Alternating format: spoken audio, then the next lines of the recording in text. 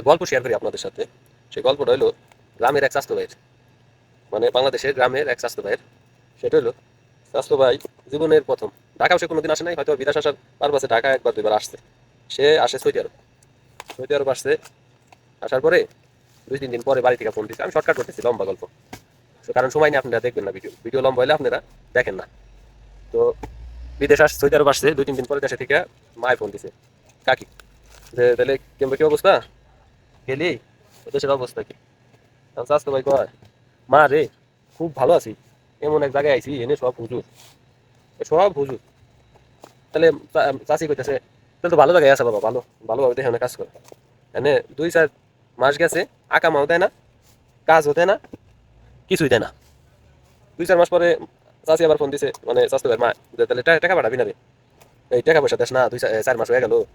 কয়, মা রে আমি যা মনে করছিলাম তা এটা না, তো তা না, এই হুজুর আমার টেহাও দেয় না, আকামাও দেয় না। এখন মোরাল অফ দ্য স্টোরি হলো, স্বাস্থ্য ভাই এইটা জানে না যে সৌদি আরবের জাতীয় পোশাক হলো তোপ, মানে যেটার বাংলায় বলি জুব্বা, পাঞ্জাবি পায়জামা টুপি, এটা হলো তাদের জাতীয় পোশাক। এখন এইটা পরা দেখেই স্বাস্থ্য ভাই মনে করছে যে হুজুর সব। আসলে পোশাক দেখা মানুষের ভিতরের কিছু যাচাই করবেন না কখনো। পোশাক বাহিরের রূপ দেখে মানুষের কখনো যাচাই করবেন না, তার সাথে মিশবেন, তার ভিতরের কি আছে, তার গাল কি পরিষ্কার নাকি আপনি তার সাথে মিশলে বুঝতে পারবেন। তাই এই জিনিসটা মাথায় রাখবেন সবসময়, পোশাকে মানুষকে বিচার কখনো করবেন না। আর পোশাক চাকচিক করলে যে সে ভালো এটা না। তো হুজুর সে তোপ পড়ছে যে হুজুর, জোপা পড়ছে যে হুজুর হে ভালো হইব, এটাও কথা না।